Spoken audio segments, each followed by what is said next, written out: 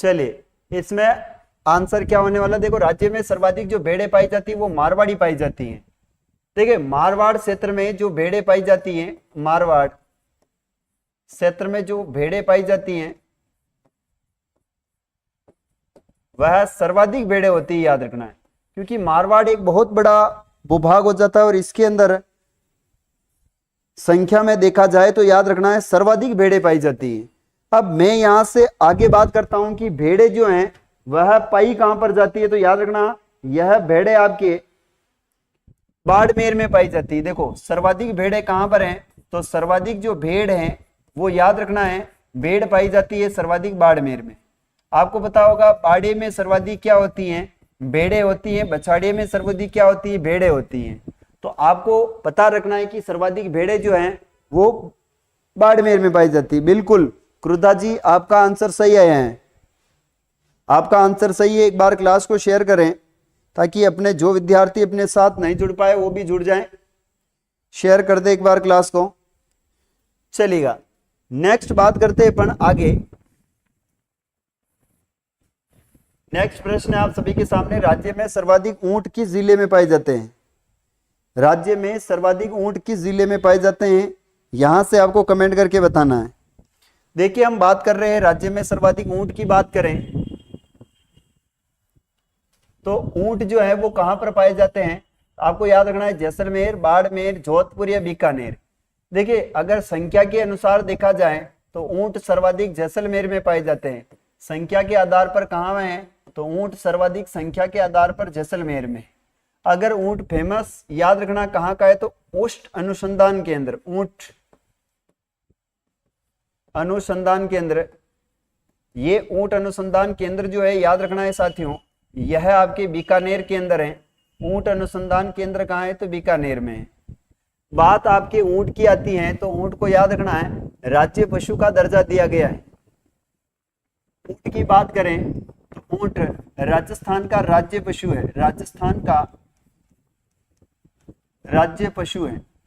ऊंट राजस्थान का राज्य पशु है और इसे 2014 के अंदर राज्य पशु का क्या दिया गया, 2014 के अंदर इन्हें राज्य पशु का दर्जा दिया गया था। इंपोर्टेंट है याद रखना, हल्दीघाटी क्लासेस ए राइट है, हल्दीघाटी क्लासेस श्री गंगापुर सिटी।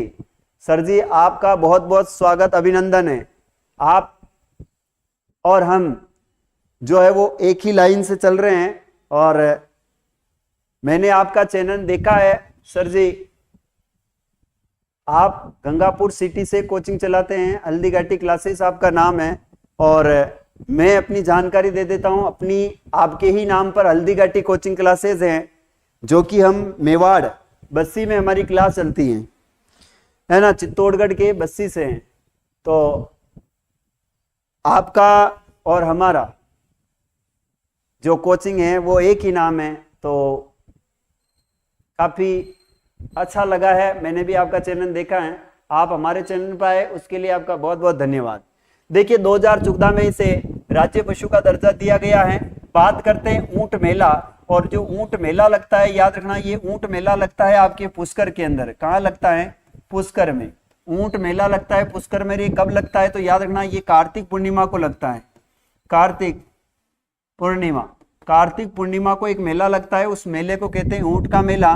बात करते हैं ऊंट जो है वो नाचना, याद रखना नाचना गांव, नाचना गांव जो है याद रखना ये आपके जैसलमेर में है और यहाँ के बड़े अच्छे सुंदर ऊंट पाए जाते हैं। यहाँ पर याद रखना यहाँ के सुंदर ऊंट हैं, यहाँ के बड़े अच्छे से ऊंट हैं, सुंदर ऊंट हैं। कहाँ के हैं, तो वो आपके नाचना गांव के हैं। याद रखना है ऊंट के गले का आभूषण क्या कहलाता है, ऊंट के गले का जो आभूषण होता है वो आभूषण कहलाता है गौरबंद। ऊंट के गले का आभूषण कहलाता है याद रखना गौरबंद। ऊंट के गले का आभूषण कहलाता है गौरबंद। वेरी वेरी इंपोर्टेंट याद रखना है। ऊंट के गले का आभूषण है वो है आपका गौरबंद।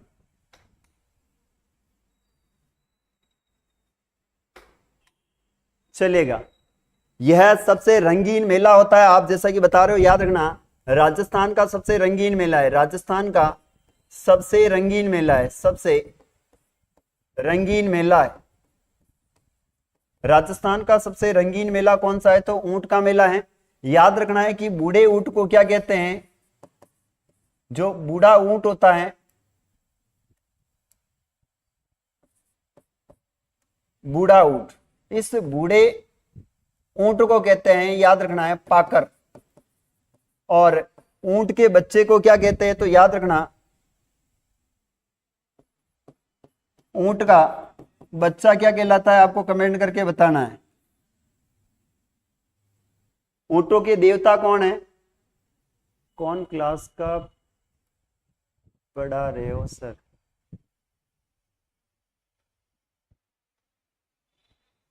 बच्चा टोरडी है, बिल्कुल। बच्चा क्या कहलाता है? तो याद रखना, टोरडी है। अब बात करते हैं अपन ऊंटों की बलि कहां पर दी जाती है? तो याद रखना, ऊंटों की जो बलि है वो आपके दी जाती थी आपके मुबारक महल, मुबारक महल। और मुबारक महल कहां पर है? तो याद रखना, ये टोंक में है। लेकिन 2014 से यहां पर बलि देना बंद कर दी गई है, वो याद रखना है। ऊंटों के देवता कौन है? तो आपको याद रखना है कि ऊंटों के देवता है पाबूजी महाराज। ऊंटों के देवता, ऊंटों के देवता है, इन देवता का नाम है पाबूजी महाराज। ऊंट बीमार होने पर पाबू राखड़ी बांधी जाती है। तो यहां पर राइट आंसर है, ऊंट वैसे सर्वाधिक जैसलमेर में पाए जाते हैं। वेरी वेरी इंपोर्टेंट प्रश्न है। मुबारक महल, बिल्कुल मुबारक महल है। देखिए बहुत शानदार क्लास होने वाली है। आप सभी से मैं यही कहना चाहता हूं कि क्लास अच्छी लगे तो प्लीज आपके जितने ग्रुप हैं उन ग्रुपों के अंदर शेयर किया करें, क्योंकि आप लोग क्लास को शेयर नहीं करते हो ना तो मजा नहीं आता है पढ़ाने का। और आप क्लास को शेयर करते हो तो पढ़ाने में काफी मजा आता है। तो एक बार क्लास को प्लीज आप शेयर करें। कौन कौन क्लास का पढ़ा रहे हो?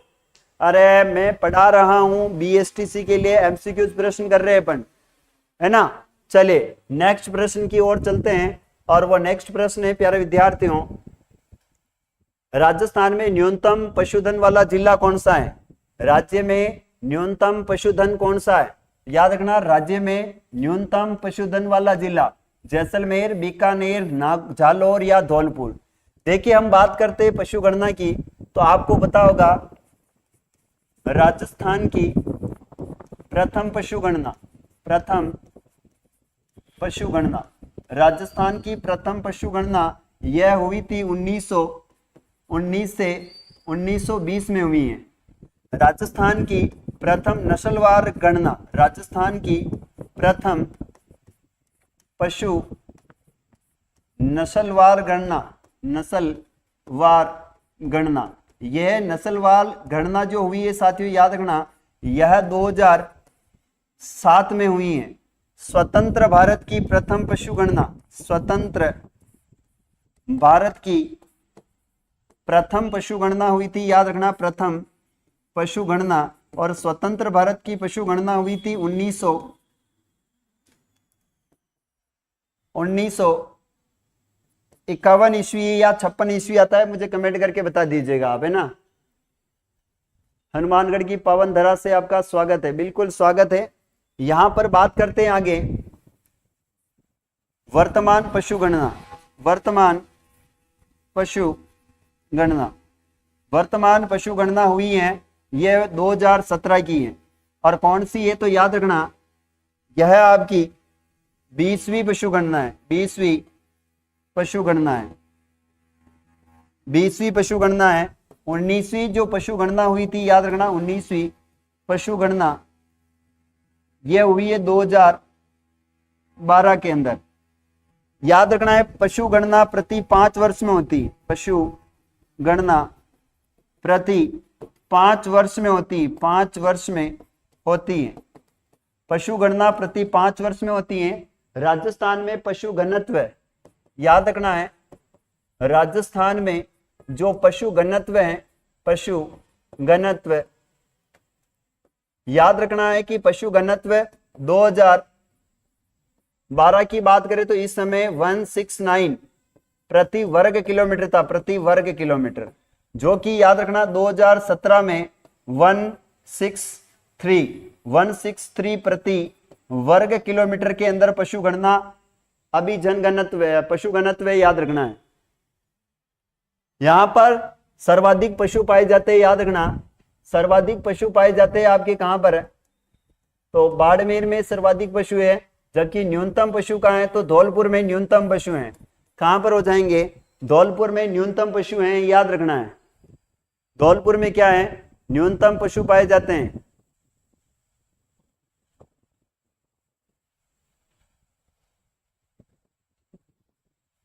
टिंकल कुमारी, टिंकल जी आपका स्वागत है, आप हमारे YouTube चैनल पर आए, आपका बहुत बहुत धन्यवाद।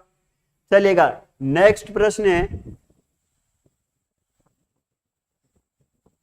राजस्थान का राज्य पशु है, राजस्थान का राज्य पशु कौन सा है, राजस्थान का राज्य पशु पूछा है, गोडावण, ऊंट, चिंकारा या काला हिरण। देखिए राजस्थान का राज्य पशु पूछा है, राजस्थान की प्रथम राजस्थानी भाषा की मूवी, भाषा की फिल्म, याद रखना है, राजस्थान की प्रथम राजस्थानी भाषा की फिल्म, उसका नाम है बाबो सारी लाडली। राजस्थानी भाषा की प्रथम जो मूवी है, फिल्म है, उसका नाम है बाबोसारी लाडली। जबकि राजस्थान की प्रथम फिल्म, राजस्थान की जो प्रथम फिल्म है, उस फिल्म का नाम है नजराना, फिल्म है, इसका नाम है नजराना। कौन सी मूवी है, नजराना राजस्थान की प्रथम मूवी है। यहां पर राजस्थान का राज्य पशु पूछा है, तो पशु कौन सा हो जाएगा इसमें, चिंकारा। कौन सा राइट आंसर हो जाएगा, chinkara is the correct answer. देखिएगा यहां पर और चीज मैं आपको बता देना चाहता हूं, राजस्थान का राज्य कवि की बात करें तो याद रखना है, राज्य कवि, राज्य कवि कौन है, तो राज्य कवि है आपके सूर्यमल मिश्रण। सूर्यमल मिश्रण राजस्थान के क्या हैं, राज्य कवि हैं, इन्हें सूर्यमल मिशन कहते हैं। राजस्थान का राज्य पुष्प, राजस्थान का राज्य जो पुष्प है, उस पुष्प का नाम है रोहिड़ा। रोहिड़ा, राजस्थान का राज्य पुष्प रोहिड़ा है। राजस्थान का राज्य वृक्ष, राजस्थान का राज्य वृक्ष, राजस्थान का राज्य वृक्ष है, इसका नाम है खेजड़ी। याद रखना है, राजस्थान का राज्य नृत्य कौन सा है, राजस्थान का राज्य नृत्य कौन सा है, तो याद रखना ये हो जाएगा घूमर। राजस्थान का राज्य नृत्य कौन सा है, तो घूमर है। राजस्थान का राज्य खेल कौन सा है, तो खेल का नाम है बास्केटबॉल। बास्केटबॉल, राजस्थान का राज्य खेल है बास्केटबॉल। राजस्थान का राज्य पक्षी, राजस्थान का राज्य पक्षी, उसका नाम है गोडावण। राजस्थान का राज्य पक्षी, उसका नाम है गोडावण।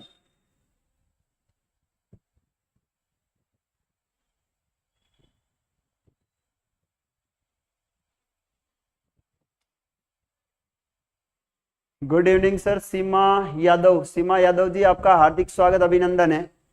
चलेगा, राजस्थान का राज्य नृत्य, राजस्थान का राज्य वाद्य यंत्र, राजस्थान का राज्य वाद्य यंत्र, राजस्थान का राज्य वाद्य यंत्र, उसका नाम है अलगोजा।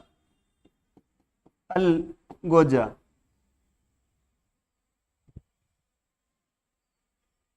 चलिए, यह इंपोर्टेंट क्वेश्चन है जो कि आपके एग्जाम में पूछे जाते हैं, और ये सारे के सारे प्रतीक चिन्ह से संबंधित हैं।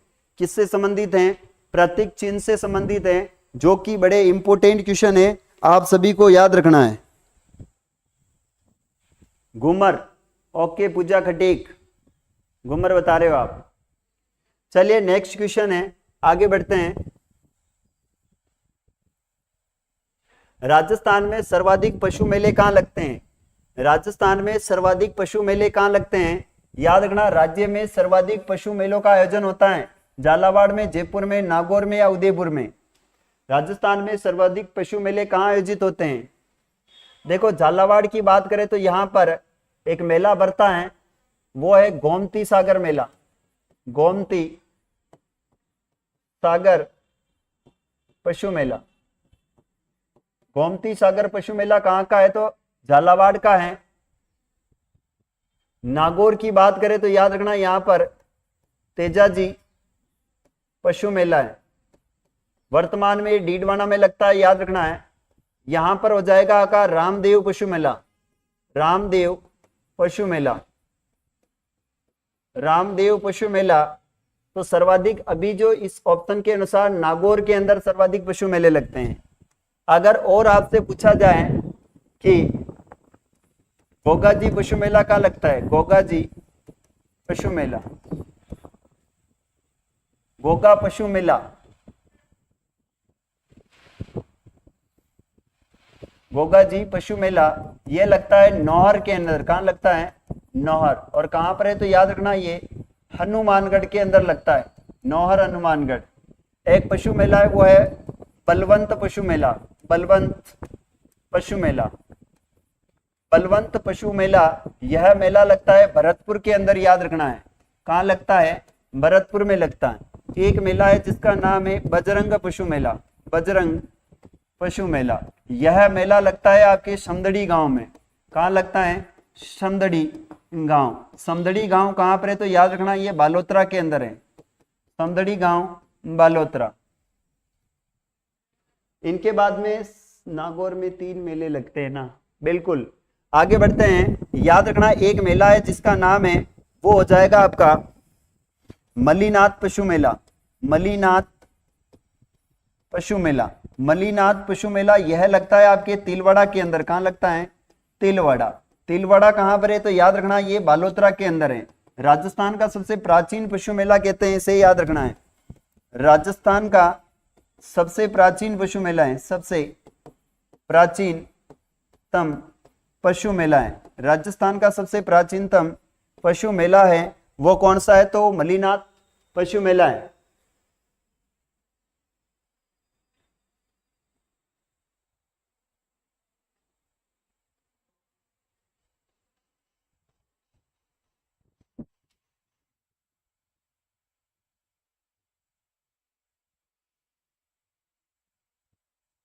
चलेगा। आगे बढ़ते हैं। राइट आंसर नागौर हो जाएगा यहां। गद्दों एवं खच्चरों का मेला कहां पर लगता है? गद्दों का मेला कहां पर लगता है? प्रश्न पूछा गया है। गोगामेडी, हनुमानगढ़, तिलवाड़ा, बाड़मेर, परबतसर, नागौर या लुनियावास, जयपुर। गद्दों का मेला पूछा गया है। गद्दों का मेला कहां लगता है? सचिन मैघवंशी, जय बाबा रे। सचिन जी स्वागत है आपका। जयपुर में कौन सा मेला लगता है? नेक्स्ट गुरुदेव। इसके अंदर याद रखना लुनियावास है। कहां पर है? लुनिया। एक वैसे गद्दों का मेला आपको पता होगा, गद्दों का मेला एक टोंक में भी लगता है। ये गद्दों का मेला एक टोंक में भी लगता है। गदा सवारी किसकी है? तो याद रखना ये सवारी है शीतला माता की। किसकी हो जाएगी? शीतला माता की सवारी है, याद रखना शीतला माता। गद्दे सर्वाधिक विश्व में कहां पाए जाते हैं? तो याद रखना विश्व में सर्वाधिक गद्दे, विश्व में सर्वाधिक पाकिस्तान में पाए जाते हैं। जितनी पाकिस्तान की जनसंख्या नहीं है उतने तो गद्दे हैं पाकिस्तान में। जितनी पाकिस्तान की जनसंख्या नहीं है उतने तो पाकिस्तान के अंदर गद्दे हैं, याद रखना है ना। इनके बाद अपन आगे चलते हैं। यहीं पर आपको बताए लुनियावास के अंदर यहाँ पर बैलगाड़ी का मेला लगता है। बैलगाड़ियों का मेला लगता है। बैलगाड़ियों का मेला लगता है यहीं पर। बैलगाड़ियों का मेला है। गद्दा अभ्यारण्य की बात की जाए तो डुंडलोद, झुंझुनू। गधा अभ्यारण्य, गधा अभ्यारण्य के बारे में प्रश्न पूछा जाए, याद रखना गद्दा अभ्यारण्य कहाँ है? तो ये है डुंडलोद। और डुंडलोद कहां पर है? तो ये झुंझुनू के अंदर है, याद रखना। डुंडलोद कहां पर है? झुंझुनू के अंदर है, जहां पर क्या लगता है? गद्दों का अभ्यारण्य है। यहां पर अनिल खटीक, जय श्री श्याम, जय श्री श्याम। शीतला माता है। बिल्कुल शीतला माता है। देखिए तिलवाड़ा किस नदी के किनारे है, तो ये लूणी नदी के किनारे। कौन सी नदी है? लूणी नदी के किनारे। मात्र सभ्यता भी है तिलवाड़ा सभ्यता। परबतसर ये वर्तमान में याद रखना, परबतसर जो है वो डीडवाना कुचामन में आता है, डीडवाना कुचामन में शामिल है। और यहाँ पर वीर तेजाजी पशु मेला लगता है। गोगा जी की आप जानते हो, गोगा मेड़ी, यहाँ इसको दुर्मेड़ी भी कहते हैं। क्या कहते हैं? दुर्मेड़ी, क्योंकि गोगा जी का यहाँ पर धड़ कट के गिरा था, इसलिए दुर्मेड़ी भी कहते हैं इसको। ठीक है, चाकसू की सील की डूंगरी पर है, बिल्कुल। शीतला माता का मंदिर माधो सिंह ने बनाया था। आगे बढ़ते हैं, नेक्स्ट क्वेश्चन है, राजस्थान पशुपालन विभाग की स्थापना कब हुई है? राजस्थान में पशुपालन विभाग की स्थापना कब की गई है? राजस्थान में पशुपालन विभाग की स्थापना हुई 1956, 50, 57 या 1961। पशुपालन विभाग की स्थापना कब हुई, इसके बारे में कमेंट करके बताना है।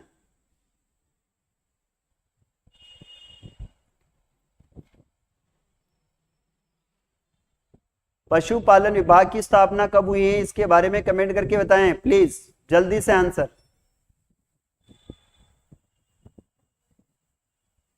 चलिए यहां पर मैं लिख देता हूं आपको, राजस्थान राज्य पथ परिवहन निगम की स्थापना कब हुई है? निगम की स्थापना कब हुई है बताना है आपको। राजस्थान राज्य पथ परिवहन निगम की स्थापना कब हुई है? फिर एक प्रश्न है, राजस्थान लोक कला मंडल, लोक कला मंडल की स्थापना कब हुई है? लोक कला मंडल की स्थापना कब हुई है?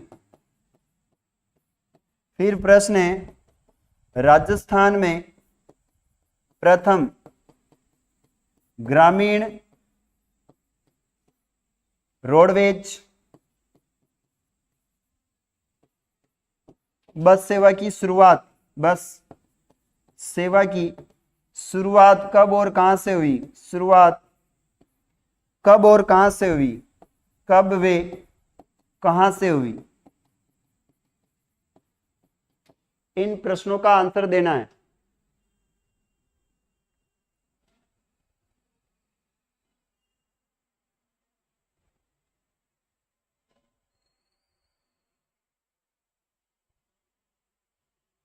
चलिए इसमें राइट आंसर है 1956 है। राजस्थान राज्य पथ परिवहन निगम की स्थापना हुई है 1964 के अंदर हुई है। कहाँ हुई? 1964 में। और इसका मुख्यालय रखा गया है जयपुर के अंदर। मुख्यालय कहाँ पर है? तो इसका मुख्यालय याद रखना है जयपुर में है। राजस्थान में लोक कला मंडल की स्थापना हुई 1952 के अंदर। और इसकी जो संस्थापक है, याद रखना, इसके जो संस्थापक है उसका नाम है देवीलाल सामर। संस्थापक का नाम है देवीलाल सामर। इसका मुख्यालय कहाँ है? तो याद रखना, लोक कला मंडल का जो मुख्यालय वो उदयपुर में है। कहाँ पर है? लोक कला मंडल का मुख्यालय है उदयपुर में। राजस्थान में प्रथम ग्रामीण रोड बस सेवा कहाँ से चली है? तो याद रखना, ये ग्रामीण बस सेवा जो है 2012 में चली और ये उदयपुर से चली। कहाँ से चली है? 2012 में उदयपुर से चली थी, याद रखना है।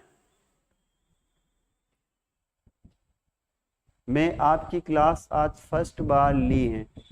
बिल्कुल सीमा यादव जी, आप हमारी क्लास, मेरा यही कहना है आप सबसे, अगर जीके मुझसे पढ़ोगे ना तो जिंदगी में जीके भूलोगे नहीं, यह मेरी गारंटी है। आपको जीके कभी नहीं भूल पाओगे, इतना मैं आपको बता देता हूं। देखिए आगे हम बात करते हैं, और राजस्थान में प्रथम बस सेवा कहां चली है?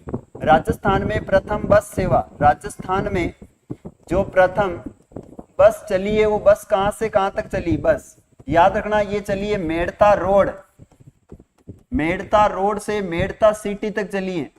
मेड़ता सिटी तक चली है। मेड़ता रोड से मेड़ता सिटी तक बस चली है प्रथम बार। अगर रेल की बात की जाए तो याद रखना, रेल चली है प्रथम रेल, जो प्रथम रेल है ये चली है आगरा फोर्ट से, आगरा फोर्ट से बांदीकुई के मध्य चली। फोर्ट से बांदीकुई, बांदीकुई के मध्य ट्रेन चली थी, ये भी आपको विशेष ध्यान रखना है। मैं भी आज ही आई हूं पूनम एलडीसी, मेड़ता रोड से मेड़ता सिटी मूवी। बिल्कुल आप सभी का स्वागत अभिनंदन है। अगर आप मेरे साथ जुड़े रहोगे और क्लास को ज्यादा से ज्यादा शेयर करोगे तो मैं आपको यकीन दिलाता हूं कि आपको जीके में इतना माहिर कर दूंगा कि आप जीके कभी भी भूल नहीं पाओगे, है ना, ये बात याद रखनी है। रीजनिंग बाय पूरन सर की क्लास आज 9 बजे आने वाली है, कौन कौन देखना चाहता है? सुरेंद्र कुमार, आप जाइए वहां पर देखिए आप क्लास, है ना। चलिए आगे बढ़ते हैं। नेक्स्ट प्रश्न है, मेरिनो किसकी नस्ल है? आपको बताना है कि मेरिनो किसकी नस्ल है। मेरिनो किसकी है? बकरी की है, गाय की है, मुर्रा की है या फिर भेड़ की है? मेरिनो नस्ल किसकी है?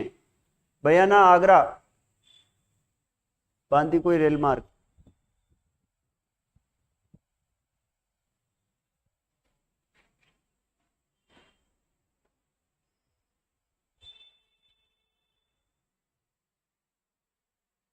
मेरिनो किसकी नस्ल है?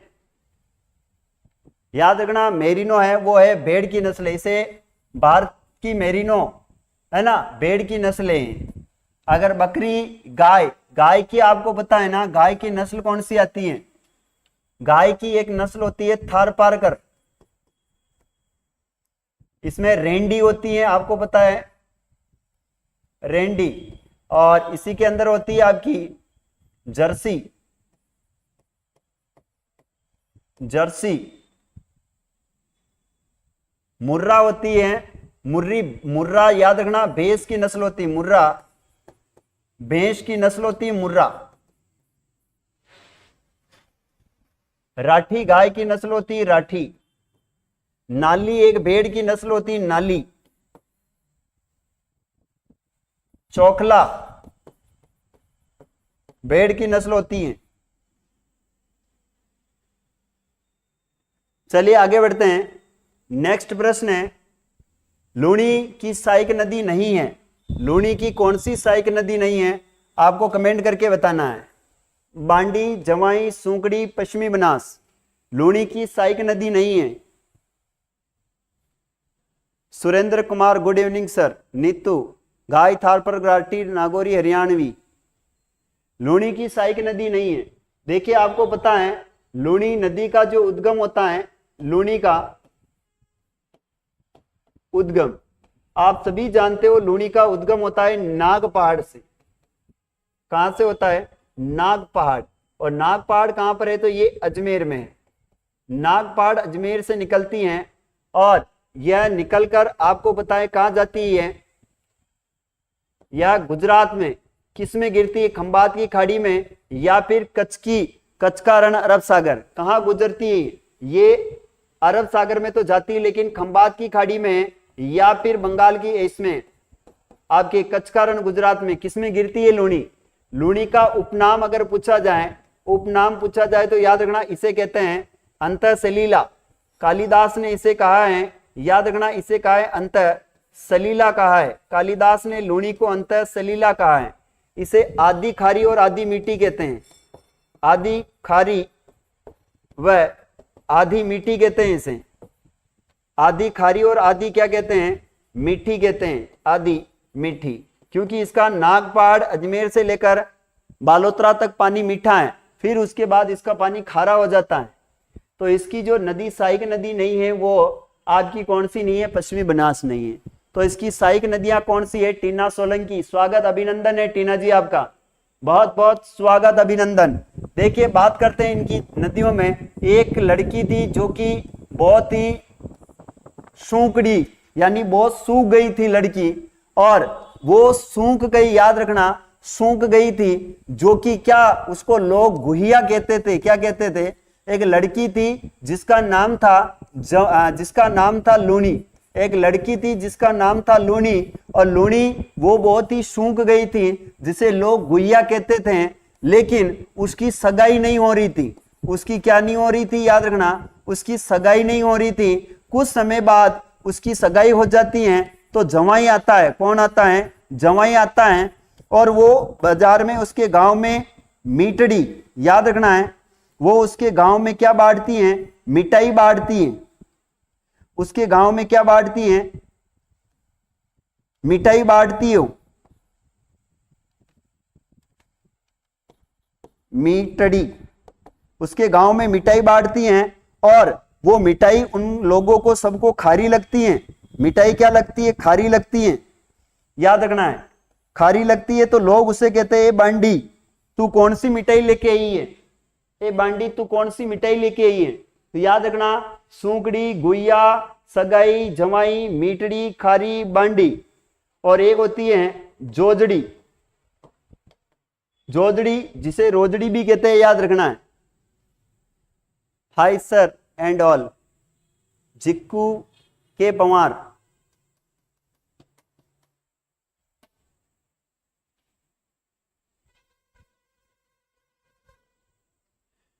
याद रखना, पश्चिमी मरुस्थल में बहने वाली एकमात्र नदी है ये, जो अरावली को काट कर बहती है। लूणी किसको काट कर बहती है? ये जोजड़ी। इसमें मिलने वाली एकमात्र,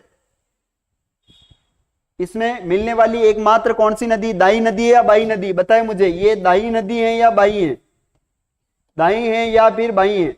एकमात्र नदी जिसका उद्गम मैदान से होता है, पहाड़ियों से नहीं होता है।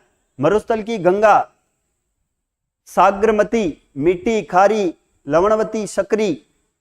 मिस्टर शेखावत, राधे राधे, स्वागत, आप अभिनंदन है आपका। चलेगा। आपको पता है बांडी नदी का उद्गम होता है हेमावास की पहाड़ियां। कहां से होता है? हेमावास गांव की पहाड़ियां। इस पर एक बांध बना हुआ है, उसका नाम है हेमावास बांध है। कौन सा बांध है? हेमावास बांध बना हुआ है, ये पाली के अंदर।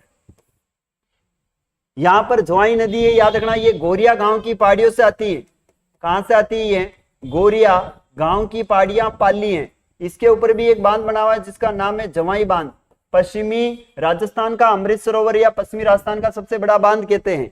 सूंकड़ी नदी आपको पता होगा, इस पर भी एक बांध बना हुआ है, उसका नाम है बांकली बांध। और ये जालोर में बना हुआ है। जालोर शहर और जालोर दुर्ग इसी नदी के किनारे बसा हुआ है।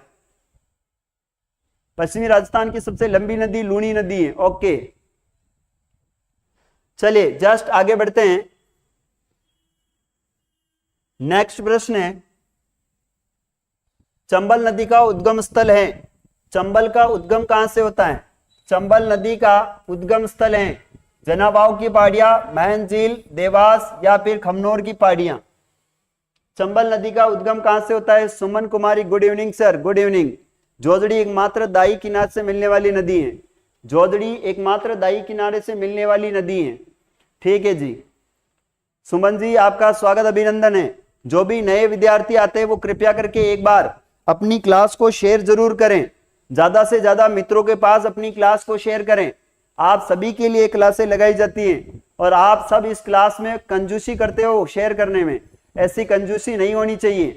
प्लीज आप सबसे रिक्वेस्ट है कि क्लास को ज्यादा ज्यादा शेयर करें। देखिए इसमें है, चंबल नदी का उद्गम होता है जनाबाव की पहाड़ियां, जो कि कहां पर है? ये एमपी में। देखिए ये राजस्थान में प्रवेश कहां से करती है? राजस्थान में यह प्रवेश करती है आपके चौरासीगढ़ नामक स्थान से। चौरासीगढ़, चौरासीगढ़ कहां पर है? तो याद रखना, ये रावत भाटा में पड़ता है। कहां पर पड़ता है? बैसरोडगढ़, बैसरोडगढ़, रावत भाटा, बैसरोडगढ़, यहां से प्रवेश करती है चित्तौड़गढ़ से। याद रखना है, चित्तौड़गढ़। अगर बात की जाए इस चंबल नदी की कुल लंबाई की अभी वर्तमान में, तो इसकी वर्तमान में लंबाई है 1051 किलोमीटर है। 1051 किलोमीटर कुल लंबाई आती है इसकी। इसके ऊपर 4 बांध बनाए गए हैं। 4 बांध बनाए गए, याद रखना क्या बनाए गए? 4 बांध है। वो बांध है गांधी को राज। याद रखना क्या है? गांधी को राज। बांध कौन सा है? तो गांधी को राज है। यानी पहला बांध बना है उसका नाम है गांधी सागर बांध। कौन सा बांध हो जाएगा? गांधी सागर बांध। दूसरा बांध है उसका नाम है कोटा बैराज। कौन सा हो जाएगा? कोटा बैराज। ये निर्माण के अनुसार है। तीसरा हो जाएगा राणा प्रताप सागर बांध। राणा प्रताप सागर बांध है, राणा प्रताप सागर बांध है। चौथा हो जाएगा वो है जवाहर सागर बांध। जवाहर सागर बांध है, जवाहर सागर बांध। याद रखना इस बांध का निर्माण हुआ है 1959 में, कोटा बैराज का हुआ है 1960 में, राणा प्रताप का हुआ है 1970 में, और जवाहर सागर बांध का निर्माण हुआ है 1971 के अंदर। याद रखना है। इनके बाद आगे बात करते हैं तो चंबल एक जल परियोजना भी है, जो याद रखना मध्य प्रदेश प्लस राजस्थान की संयुक्त परियोजना है। और कितनी कितनी हिस्सेदारी, तो 50-50% हिस्सेदारी है इनकी सबकी। कितनी कितनी हिस्सेदारी? 50%। देखो कुल चंबल परियोजना से विद्युत का उत्पादन कितना होता है? कुल 115 प्लस 172, 115 प्लस 172 प्लस 99, इनको जोड़ ले तो कितना हो जाता है? 7 और 9, 6 1 8 9 9 18 हासिल 1 3, 386 मेगावाट बिजली का यहां से क्या होता है? उत्पादन होता है। और इसमें 50-50% हिस्सेदारी है, 50 एमपी की है, 50 राजस्थान की हिस्सेदारी है। गांधी सागर बांध से 115 मेगावाट बिजली का उत्पादन होता है। और याद रखना है कोटा बैराज, ये आपका सिंचाई हेतु निर्मित बांध है। राणा प्रताप सागर से 172 मेगावाट बिजली का उत्पादन होता है। जवाहर सागर बांध से 99 मेगावाट बिजली का उत्पादन होता है। चंबल नदी पर निर्मित सबसे बड़ा गांधी सागर बांध है। याद रखना राजस्थान में चंबल नदी पर सबसे बड़ा बांध है राणा प्रताप सागर बांध, जो कि जल भराव क्षमता की दृष्टि से सबसे लंबा बांध है, जो कि जल भराव क्षमता की दृष्टि से सबसे लंबा बांध है। खमनोर की पहाड़ियों से याद रखना बनास नदी आती है, बनास नदी खमनोर की पहाड़ियों से आती है। देवास गांव की पहाड़ियां, देवास गांव की पहाड़ियां, यहां से कौन सी नदी? पार्वती। महन झील से तो आपको पता है माही नदी आती है, महन झील से माही नदी आती है। याद रखना माही नदी महन झील से आती है। अच्छा, देवास गांव की पहाड़ियों से पार्वती आती है या काली सिंध आती है? कमेंट करके बताएं, काली सिंध या पार्वती आती है देवास गांव की पहाड़ियों से?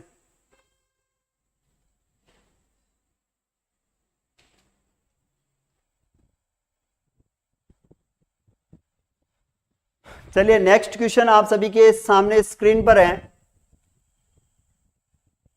कौन सी नदी अरब सागर में गिरती है? इनमें से कौन सी नदी जो है वह अरब सागर में गिरती है? माही है, बनास है, चंबल है या खारी है? कौन सी नदी अरब सागर में गिरती है?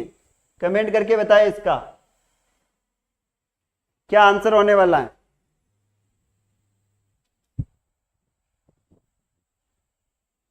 देखिए माही नदी, बनास, चंबल, खारी, इनमें से अरब सागर में गिरने वाली एक नदी है जिसका नाम है माही नदी।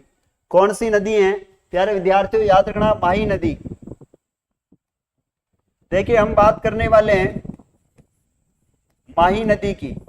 यह माही नदी जो है कहां से निकलती? तो याद रखना यह निकलती है आपके महंद झील, विंध्याचल की पहाड़ियां, विंध्याचल चल की पहाड़ियां, धार जिला एमपी से आती है ये, याद रखना है। इसका राजस्थान में प्रवेश कहां से होता है? राजस्थान में इसका प्रवेश होता है, वो होता है आपके कौन सा गांव हो जाएगा? कमेंट करके बताएं, माही का राजस्थान में प्रवेश कहां से होता है? खांदू गांव। कौन सा गांव है? याद रखना खांदू गांव है। और खांदू गांव कहां पर है? तो ये बांसवाड़ा के अंदर है। कहां पर है? बांसवाड़ा। खांदू गांव बांसवाड़ा से प्रवेश करती है ये। राजस्थान में इसकी लंबाई कितनी है? राजस्थान में इसकी लंबाई है 171 किलोमीटर। कितनी हो जाएगी? 171 किलोमीटर राजस्थान में कुल लंबाई है। जबकि इसकी कुल लंबाई की बात की जाए तो इसकी कुल लंबाई मिलती है 576 किलोमीटर। 576 किलोमीटर है। कर्क रेखा 2 बार काटती है इस नदी को। कर्क रेखा को 2 बार काटती है, कर्क रेखा को 2 बार काटती है, 2 बार काटती है। याद रखना उल्टे उल्टे यू आकार में बहती है, उल्टे यू आकार में बहती है, उल्टे यू आकार में बहती है। इसके बाद आपको पता होगा इस पर बांध बने हुए। बांध की बात करें तो इस पर 3 बांध है। एक बांध का नाम है माही बजाज सागर बांध, माही बजाज सागर बांध है। माही बजाज सागर बांध बोरकुंडा गांव बांसवाड़ा में बना हुआ है। यह राजस्थान का सबसे लंबा बांध है और इसकी लंबाई मिलती है वो मिलती 3109 मीटर। 3109 मीटर इसकी लंबाई मिलती है। और याद रखना माही बजाज सागर बांध परियोजना, यहां से कुल विद्युत का उत्पादन होता है 140 मेगावाट बिजली का उत्पादन होता है। और इसका उत्पादन का केवल और केवल बिजली में राजस्थान की हिस्सेदारी है, जबकि यह गुजरात और राजस्थान की संयुक्त परियोजना है। गुजरात प्लस राजस्थान की संयुक्त परियोजना है। गुजरात की हिस्सेदारी पानी में 55% है और राजस्थान की 45% है। बात आती है यहां पर एक त्रिवेणी संगम बनता है, इस नदी पर एक त्रिवेणी संगम बनता है और वह त्रिवेणी संगम होता है नवाटापुरा। नवाटापुरा कहां पर है तो याद रखना ये डूंगरपुर के अंदर है। कहां पर हो जाएगा, डूंगरपुर। यहां पर आपको पता है बेनेश्वर धाम स्थापित है, बेनेश्वर मेला लगता है यहां पर। गजब क्लास, ओके थैंक यू, धन्यवाद। चलिए आगे बात करते हैं। नेक्स्ट प्रश्न, माधो सागर बांध किस जिले में स्थित है? माधो सागर बांध किस जिले में स्थित है आपको कमेंट करके बताना है। टोंक में, कोटा में, दौसा में या चूरू में? माधो सागर बांध कहां पर स्थित है?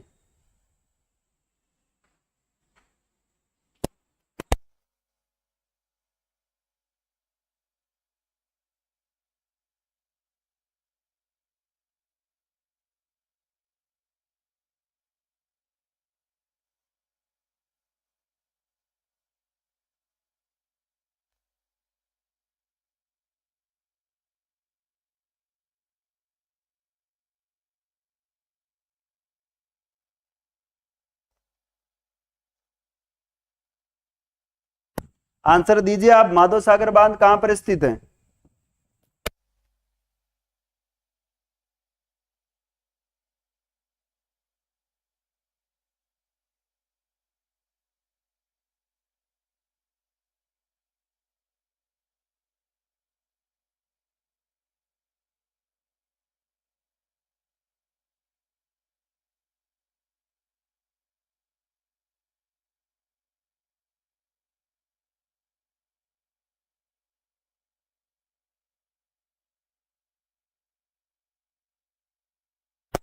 माधो सागर बांध कहां पर स्थित है तो दौसा के अंदर है।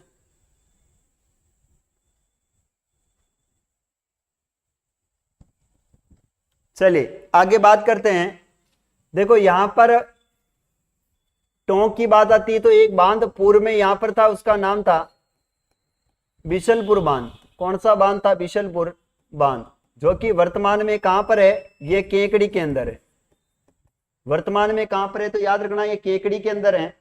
और राजस्थान की सबसे बड़ी पेयजल परियोजना है। राजस्थान की सबसे बड़ी क्या है? ये पेयजल परियोजना है, सबसे बड़ी पेयजल परियोजना है, याद रखना है। चूरू की बात करें तो चूरू आपको पता है राजस्थान का सबसे गर्म जिला है। राजस्थान का सबसे गर्म जिला है। राजस्थान का सबसे ठंडा और सबसे गर्म जिला है कौन सा है तो चूरू है। आगे बात आती है, याद रखना कि इस चूरू में कोई नदी नहीं है। याद रखना कोई नदी नहीं है। यहां पर ताल छापर अभ्यारण्य और ताल छापर झील है। ताल छापर अभ्यारण्य और यहां पर ताल छापर झील है, अभ्यारण्य है। और यहां पर याद रखना ताल छापर क्या है? झील है। यहां पर याद रखना काले हिरण पाए जाते हैं। क्या पाए जाते हैं? काले हिरण पाए जाते हैं। इसे कृष्ण मृग कहते हैं। कृष्ण मृग कहते हैं, याद रखना है। क्या कहते हैं? कृष्ण मृग के नाम से जानते हैं। कृष्ण मृग कहते हैं, ये भी आपको विशेष ध्यान रखना है।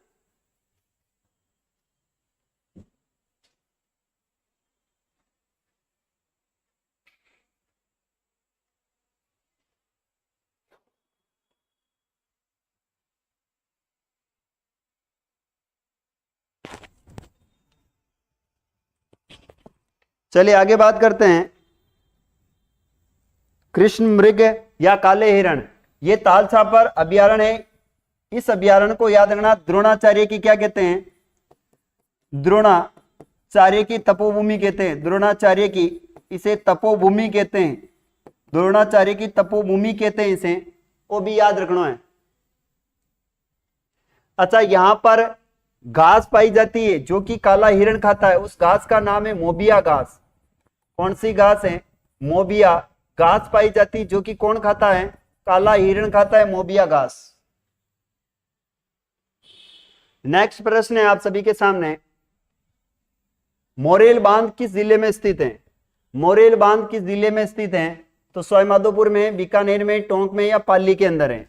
मोरेल बांध कहां पर स्थित है? कमेंट करके बताएं। मोरेल बांध कहां पर स्थित है?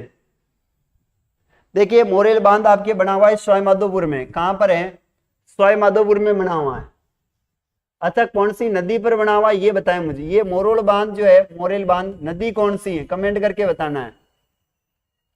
बीकानेर में कोई बांध नहीं है। टोंक की बात करें, पाली के अंदर एक बांध बना हुआ है जिसका नाम है जवाई बांध। कौन सा बांध है? याद रखना, जवाई बांध। इस जवाई बांध की बात करें तो ये कहां पर है? तो ये याद रखना, सुमेरपुर में। कहां पर हो जाएगा? सुमेरपुर, पाली के अंदर बना हुआ है।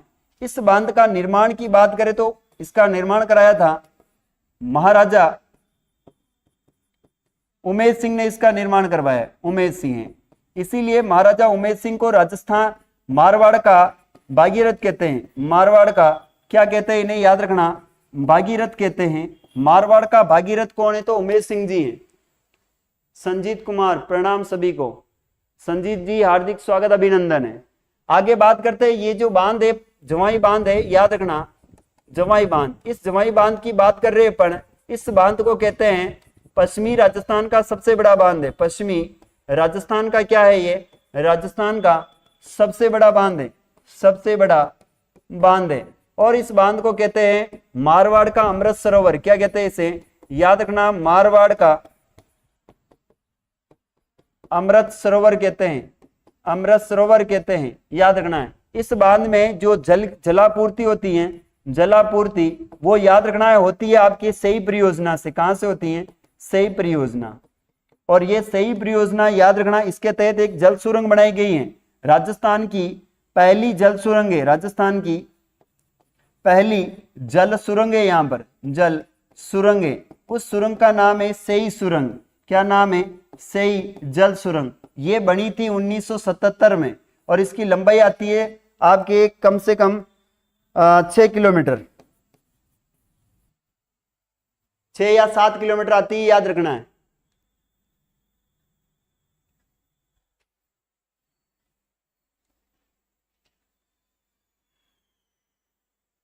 चलिए नेक्स्ट बात करते हैं आगे। चौथ माता किस जनजाति की आराध्य देवी है? चौथ माता किस जनजाति की आराध्य देवी है? आपको कमेंट करके बताना है। आर्ट कल्चर शुरू हुई यहां से। चौथ माता किस जनजाति की आराध्य देवी है? आराध्य देवी किसकी है बताना है। डामोर की, कंजर की, गरासिया की या सांसी की है? चौथ माता किसकी आराध्य देवी है? मानू, प्रजापत, डामोर। और चौथ माता डामोर की कहां से होगी आराध्य देवी?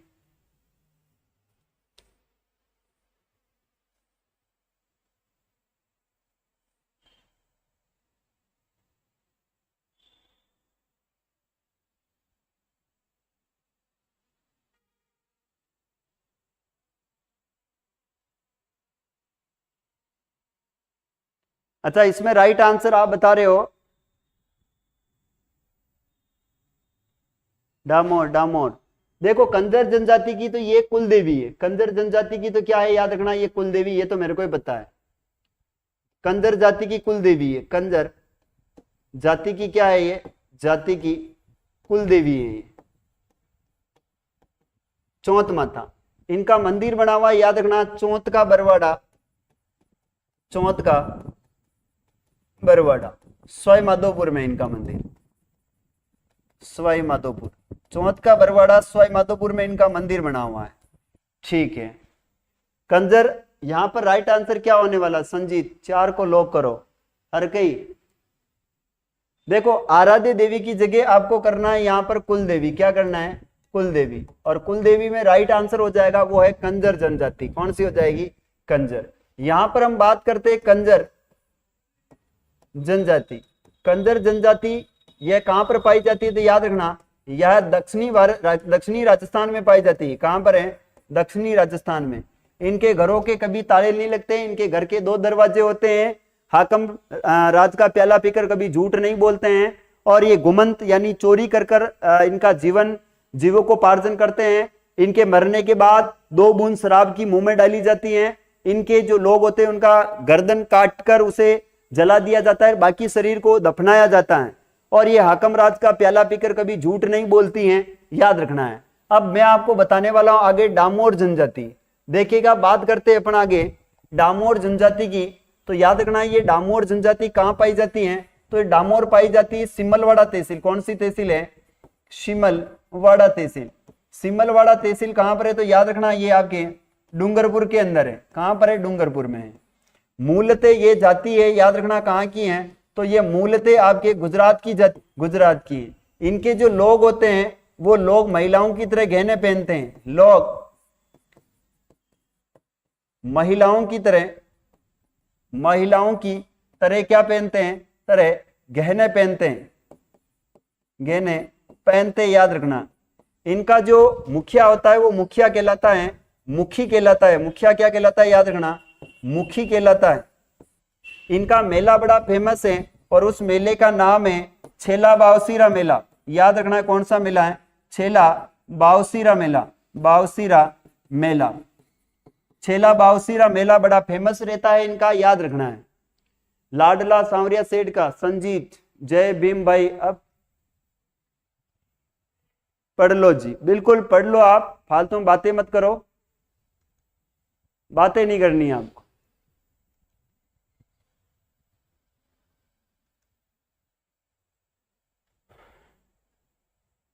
चलिए आगे बात करते हैं।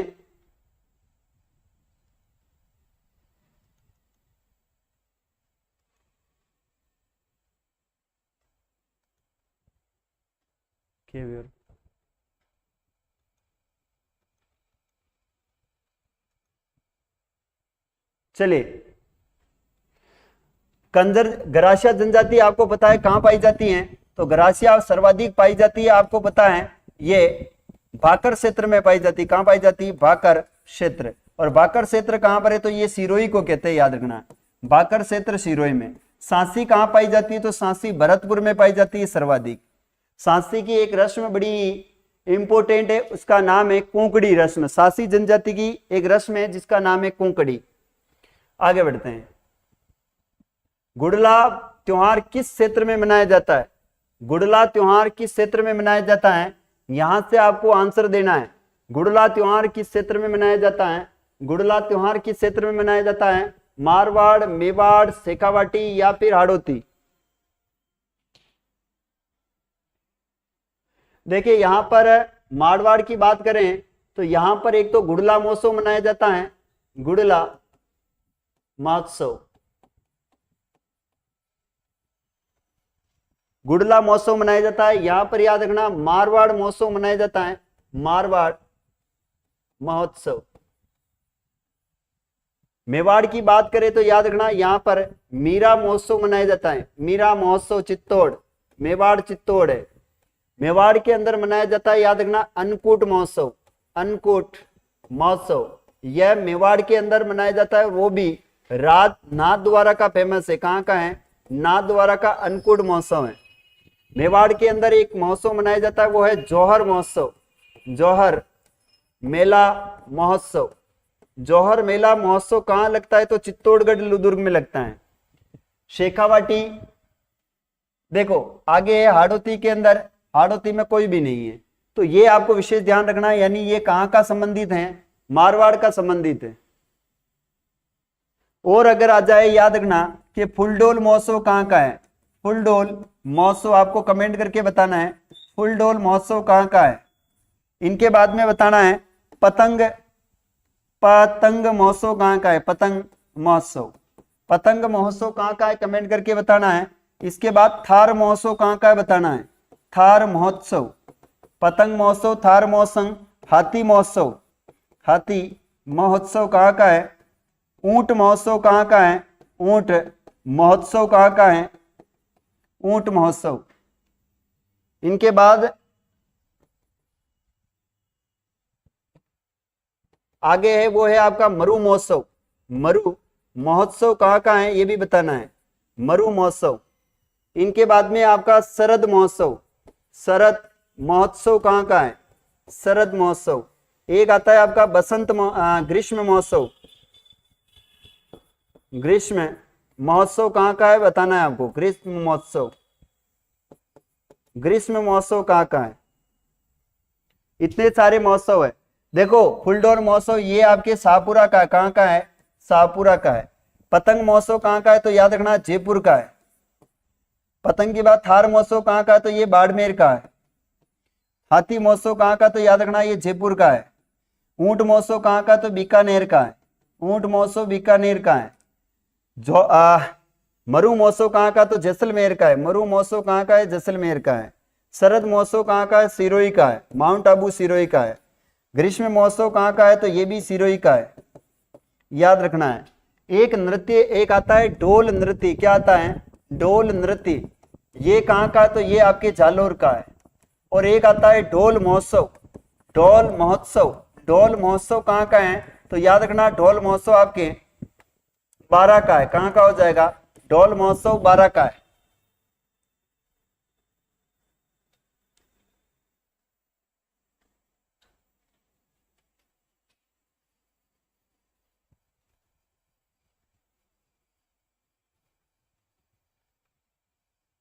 कोमल साहू, जय सांवरिया सेठ की, बिल्कुल कोमल स्वागत अभिनंदन है, आप बहुत लेट आए हो।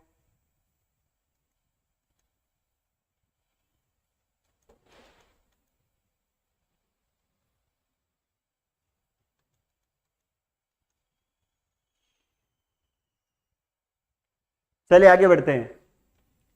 नेक्स्ट क्वेश्चन है,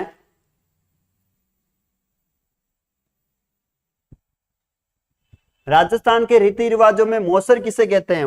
आर्ट कल्चर का क्वेश्चन है ये भी। राजस्थान रीति रिवाजों में मौसर किसे कहते हैं, मौसर के बारे में पूछा गया है। दहेज, मृत्यु भोज, गृह प्रवेश, विवाह के अवसर पर प्रीति भोज। कमेंट करके बताइए इसका आंसर क्या होने वाला है।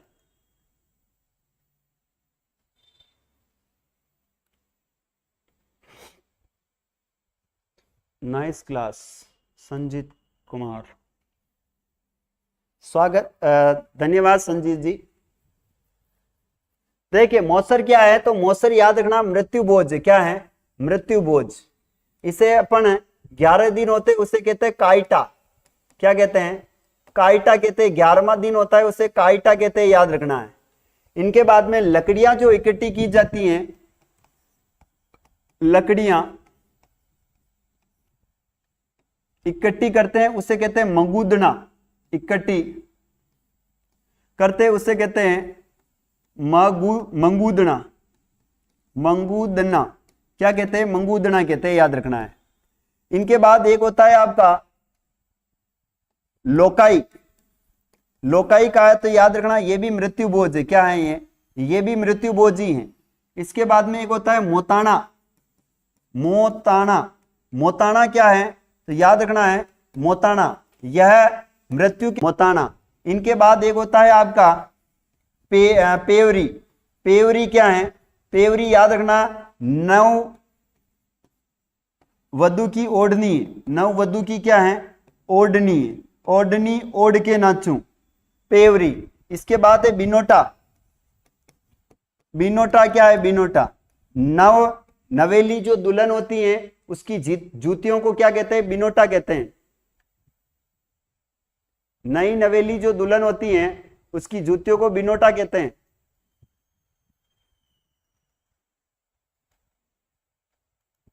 चलिए नई नवेली दुल्हन की जो जूतियां होती हैं उसे क्या कहते हैं, जूतियां को बिनोटा कहते हैं, याद रखना।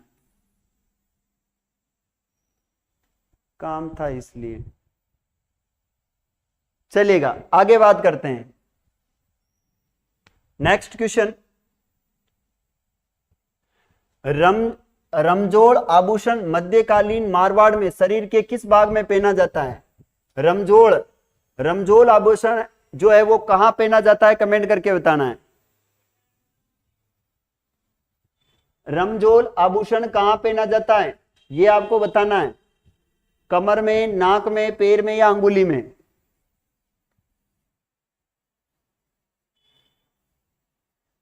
रमजोल आभूषण कहां पहना जाता है?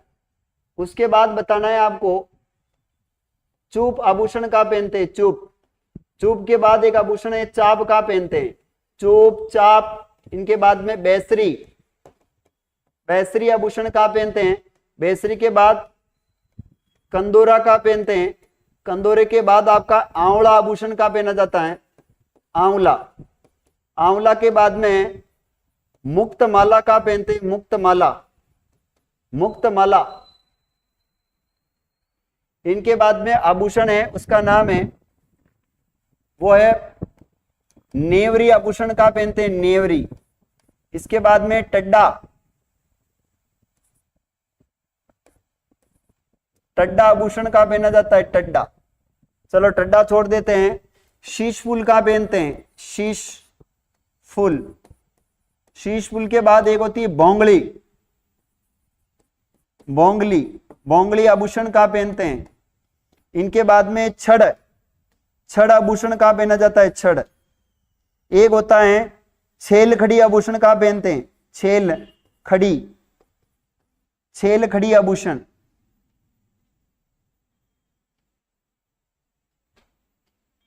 सी राइट आंसर। रमजोल, रमजोल पे में पहनते हैं।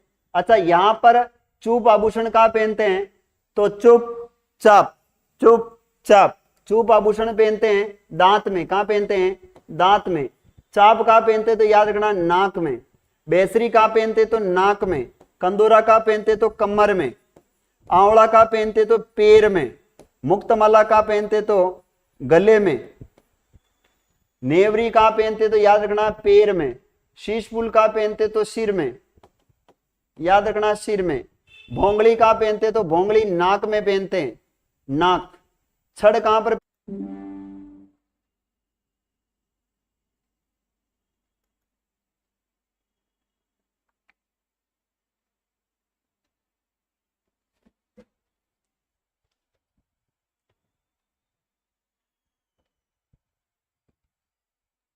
सर क्लास नहीं चल रही है। चलिए अब बताए, क्लास चली वापस? पता नहीं क्या प्रॉब्लम हो रही है। अब बताए चली क्या वापस? ठीक है, अब चल गई होगी। आगे बढ़ते हैं। नेक्स्ट प्रश्न है, आगे प्रश्न है, गिद्दड़ नृत्य संबंध है। गिद्दड़ नृत्य का संबंध कहां से है, ये बताएं। गिद्दड़ नृत्य का संबंध कहां से है? गिद्दड़ का संबंध कहां से है? मारवाड़ से, शेखावाटी से, वागड़ से या ढूंढाड़ से? गिद्दड़ नृत्य का संबंध कहां से है? अब ठीक है, बिल्कुल। आज ये प्रॉब्लम कर रही है ना। देखिए यहां पर शेखावाटी से गिद्दड़ है। कहां से है? शेखावाटी से गिद्दड़ है। देखो यहां पर मैं कुछ आपको नृत्य लिखता हूं, वो बताना है। अग्नि नृत्य कहां का है? आपको कमेंट करते जाना है। अग्नि नृत्य आप कमेंट करते जाना है। अग्नि नृत्य कहां का है? ढोल नृत्य कहां का है? आप सभी कमेंट करें। अग्नि नृत्य, ढोल नृत्य, कबूतरी नृत्य, कबूतरी नृत्य। कबूतरी के बाद है बम नृत्य, बम नृत्य। बम के बाद है आपका घूमर, घूमर नृत्य। आप कमेंट करते जाना, घूमर नृत्य। घूमर के बाद है आपका बिंदोरी नृत्य, बिंदोरी नृत्य। इनके बाद हो जाएगा आपका वो है हातिमना, हातिमना नृत्य। इनके बाद में हो जाएगा चंग ढप, चंग ढप। इनके बाद में हो जाएगा आपका लांगुरिया। गीत और नृत्य एक होता है गुटकन।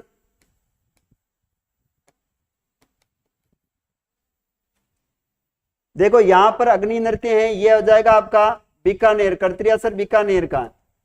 ढोल नृत्य जालोर का है। कबूतरी आपके चूरू का है। बम नृत्य भरतपुर का है। घूमर नृत्य मारवाड़ का है, पूरा राजस्थान का है। और बिंदोरी नृत्य झालावाड़ का है। झालावाड़।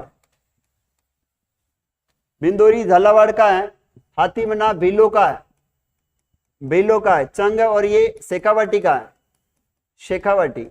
लांगूरिया नृत्य करौली का, केला देवी, ये भी करौली का है।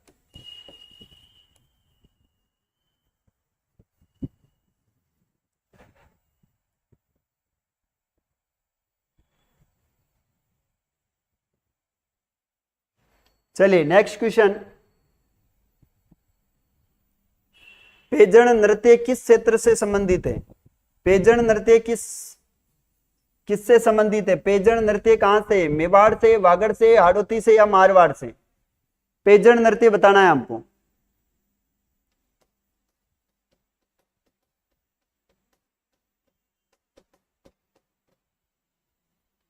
पेजण नृत्य के बारे में कमेंट करके बताएं।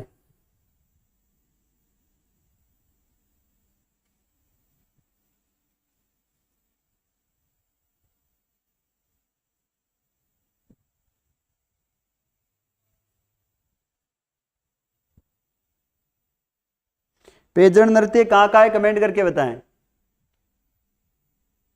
तन्नू गर्ग जैसलमेर, नमस्ते जी, स्वागत है आपका तन्नू जी। बिंदोरी नृत्य झालावाड़ का है। पेजण नृत्य कहां का है? जल्दी कमेंट करके बताएं।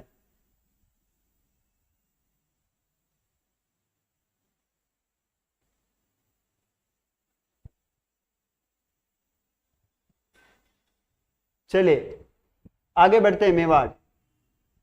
नेक्स्ट क्वेश्चन है, नाथद्वारा का मूल नाम क्या था? नाथद्वारा का मूल नाम क्या था? आपको कमेंट करके बताना है। नाथद्वारा का मूल नाम क्या था?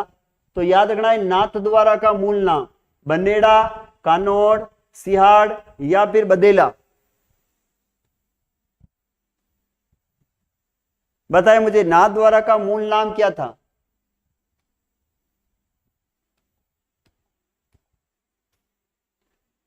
नाथद्वारा का मूल नाम मिलता है साथियों, याद रखना, सिहाड़।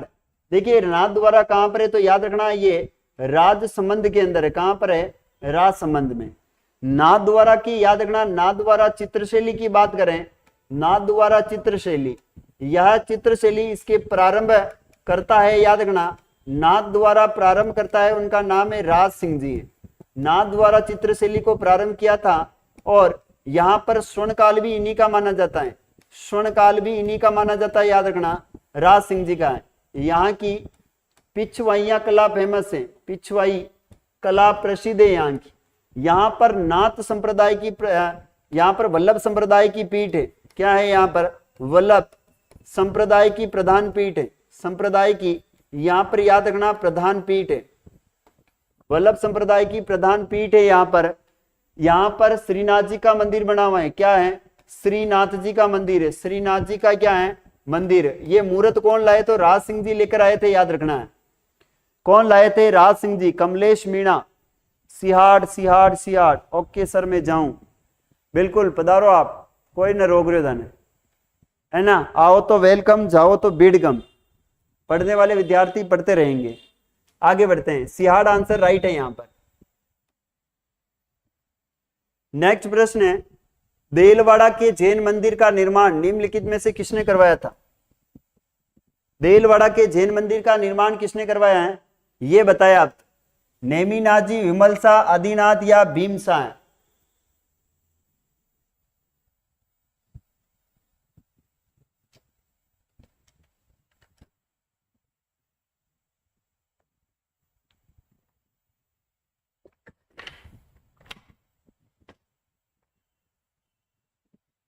Indian army, good evening, good evening. देखिए इसमें राइट आंसर होने वाला है, देलवाड़ा के मंदिरों का निर्माण करवाया है, इसमें निर्माण कराने वाला है वो है आपका विमल शाह। देखो निर्माण करवाने वाला है विमल शाह। देखो यहाँ पर दो मंदिर बने हुए देलवाड़ा में, और देलवाड़ा में मंदिर बना हुआ, एक तो बना है विमल शाह मंदिर, विमल शाही मंदिर है। इसका निर्माण विमल शाह ने करवाया था, याद रखना। किसने करवाया है? विमल शाह ने करवाया था। एक मंदिर बना हुआ है, उसका नाम है और वह मंदिर हो जाएगा आपका लोणवे साई मंदिर। कौन सा है? लोणवे साई मंदिर। लोणवे साई मंदिर, यह लोणवे साई मंदिर याद रखना नेमिनाथ जी को समर्पित है। नेमिनाथ जी को समर्पित है। नेमिनाथ जी को क्या है? समर्पित है। और ये विमल साई आदिनाथ जी को समर्पित है। आदिनाथ जी किसको है? आदिनाथ जी को। एक मंदिर बना हुआ है नाकोड़ा, नाकोड़ा जैन मंदिर है। और ये जैन मंदिर किसको प्रसिद्ध है? ये समर्पित है तो ये पार्श्वनाथ जी को समर्पित है। पार्श्वनाथ जी, पार्श्वनाथ जी को समर्पित है, नाकोड़ा के जैन मंदिर है। यहां पर आपको रणकपुर के जैन मंदिर पूछा जाए, रणकपुर के जैन मंदिर, और रणकपुर के जैन मंदिर किसको समर्पित है? तो ये भी आदिनाथ जी को समर्पित है। किसको है? आदिनाथ। और यहां पर आपको पता है इसे खंभों का अजायब कर कहते हैं। 1 4 4 4 1444 क्या है? यहाँ पर खंबे लगे हैं। सिस्टर गई, ओके जाने दे, जो जाता है उन्हें जाने दे। जाट साहब आप जाने दो उन्हें। अनिल मीणा बूंदी। चलिए आगे बात करते हैं। दादू पंथ की प्रमुख पीठ कहां पर स्थित है? दादू पंथ की प्रधान पीठ कहां पर स्थित है? दादू पंथ की प्रधान पीठ कहां पर है? आमेर में, नरेना में, मंडोर में या करौली में? दादू पंथ की प्रधान पीठ कहां पर स्थित है? कमेंट करके बताएं।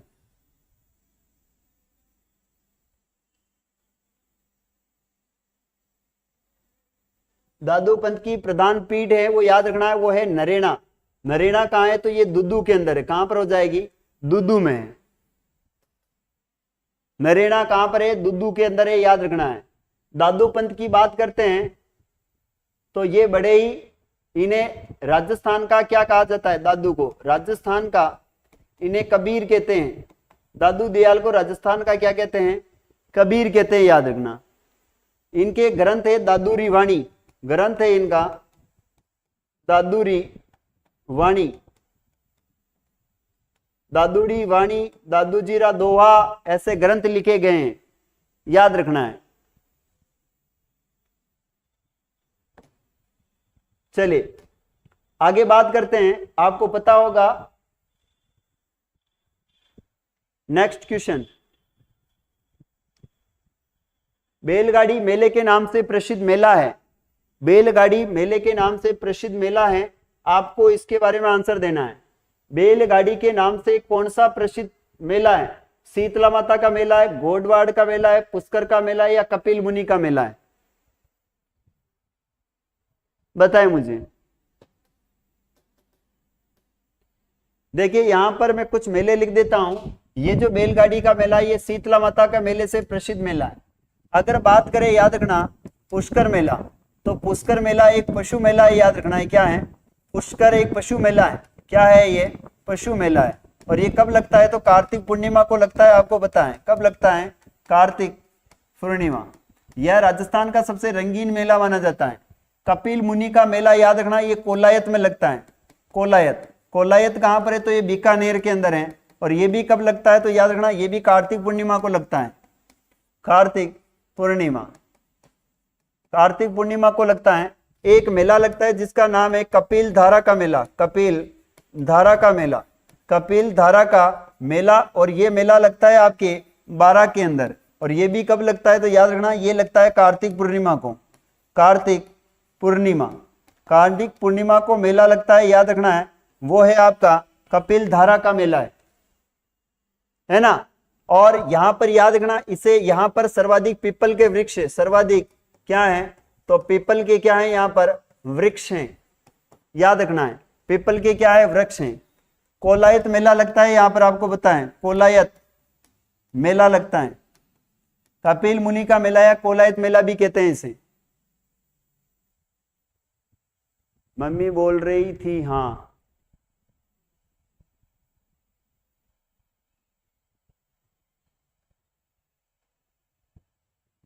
इसके बाद आपको पता है राजस्थान का एक मेला है जिसका नाम है, वो है रामदेव रूणीचा मेला। कौन सा है मेला है? रूणीचा। और ये रुणीचा मेला कहाँ लगता है, तो याद रखना ये लगता है आपके रामदेवरा में। रामदेवरा कहाँ है, तो रुणीचा, याद रखना है। चलिएगा आगे बढ़ते हैं। आदिवासियों का कुंभ किस मेले को कहा जाता है? आदिवासियों का कुंभ किस मेले को कहा जाता है, कमेंट करके बताएं। आदिवासियों का जो कुंभ है वो किसे कहते हैं? बाणगंगा मेला, पुष्कर का मेला, सुरसरा का मेला या बेणेश्वर मेला?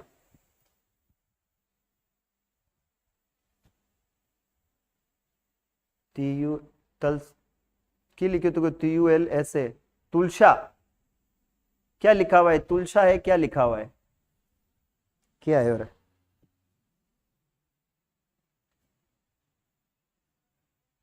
देखिए इसमें याद रखना बेणेश्वर मेला है। कौन सा हो जाएगा? बेणेश्वर। देखिए यहां पर बात करते हैं बेणेश्वर धाम। बेणेश्वर धाम की बात करें तो याद रखना ये कहां पर है, तो ये है नवाटापुरा।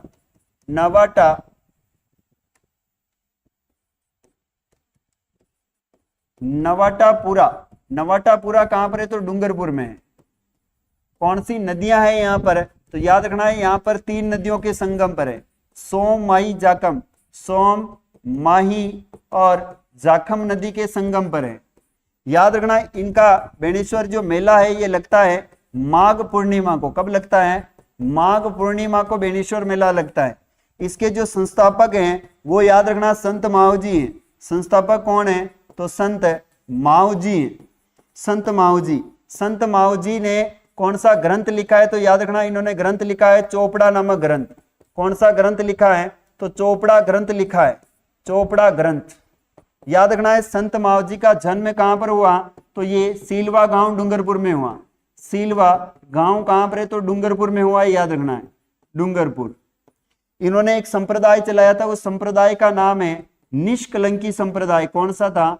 निष्कलंकी संप्रदाय चलाया है। इन्होंने एक आंदोलन चलाया था, उसका नाम है लसाड़िया आंदोलन। संत माऊजी ने एक आंदोलन चलाया जिसका नाम है लसाड़िया आंदोलन। कौन सा आंदोलन हो जाएगा? लसाड़िया आंदोलन चलाया इन्होंने। इनके बाद हम बात करते संत माऊजी की, और इस मेले को कहते हैं आदिवासी का कुंभ। क्या कहते हैं? आदिवासियों का कुंभ कहते हैं, इसे याद रखना। आदिवासियों का क्या कहते हैं? इसे कुंभ कहते हैं, वो याद रखना है। बाणगंगा का मेला ये भरतपुर में लगता है, आपको पता होना चाहिए। पुष्कर मेला ये अजमेर में लगता है, पुष्कर अजमेर में। सुरसरा का मेला याद रखना ये अजमेर में लगता है, तेजाजी मेला है, ये भी याद रखना है। आई एम गोइंग भैया, कहाँ जा रही है मिस्टर शेखावत?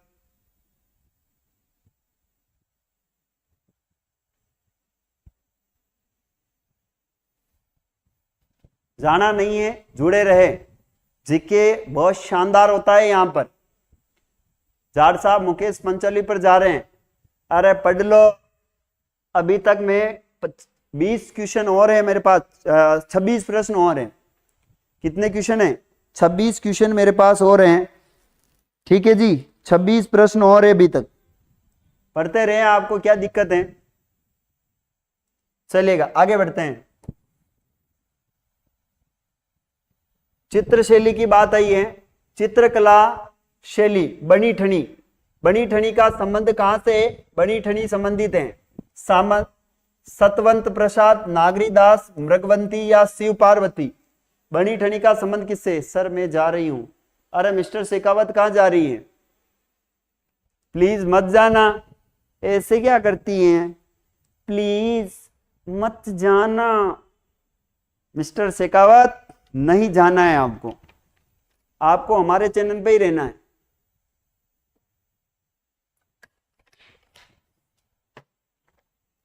देखिए हम बात करते हैं बनी ठनी चित्रकला की। यह जो है बनी ठनी नागरीदास या सामंत सिंह, सामंतदास, सामंतदास, नागरीदास या सामंतदास की क्या थी? यह प्रेमिका थी। क्या थी? यह प्रेमिका। नागरीदास या सामंत सिंह की क्या थी? यह प्रेमिका थी, याद रखना है, सामंत सिंह या नागरीदास। ये जो बनी ठनी है इसे कहते हैं भारत की मोनालिसा। भारत की क्या कहते हैं इसे? मोनालिसा। मोनालिसा कहते हैं, भारत की मोनालिसा। इसके जो नाक का आभूषण है वो नाक का आभूषण हो जाएगा बेसरी। क्या हो जाएगा? बेसरी। याद रखना इसको जो प्रकाश में लाया था, प्रकाश में लाने वाला कौन था, उस व्यक्ति का नाम आता है। प्रकाश में लेकर आया था। क्यों सर? देखना क्लास किसना गुड सीखिएगा।